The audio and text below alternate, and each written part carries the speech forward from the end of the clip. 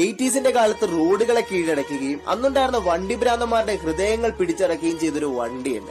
RX-100 ഇന്ത്യയിൽ വിപ്ലവം കുറിക്കുന്നതിന് മുൻപ് യമഹ പടച്ചുവിട്ട ഒരു വണ്ടി. തന്റെ സ്വഭാവം അറിഞ്ഞ് കളിക്കാത്തവരെയൊക്കെ എടുത്തെറിഞ്ഞുകൊണ്ട് കാലന്റെ സഹായത്തോടു കൂടി തന്നെ കാലപുരിക്കയച്ച ഒരു മുതല്. ഒരു 347cc പാരലൽ ട്വിൻ 2-സ്ട്രോക്ക് എഞ്ചിൻ കൊണ്ട് 30 മുതൽ 40 HP വരെ പവർ ഈസി ആയിട്ട് ഉണ്ടാക്കുകയും അത് വാരി വാരി കൊടുത്തുകൊണ്ട് അന്നുണ്ടായിരുന്ന എന്തൂസിയാസ്റ്റുകളുടെ സിരകളെ ത്രസിപ്പിക്കുകയും ചെയ്തവൻ. കൂടെ മത്സരിച്ച പല വണ്ടികളുടെയും അണ്ണാക്കിലടിച്ചു കൊടുക്കുകയും വായിൽ കരി തേച്ച് പിടിപ്പിക്കുകയും ചെയ്ത അവനാണ് തനിക്കിനിയൊരു പകരക്കാരനില്ല എന്ന് ഉറച്ച സ്വരത്തോടെ പറയുകയും അതുപോലെ തന്നെ പ്രവർത്തിച്ച് കാണിക്കുകയും ചെയ്ത യമഹയുടെ സ്വന്തം RD350.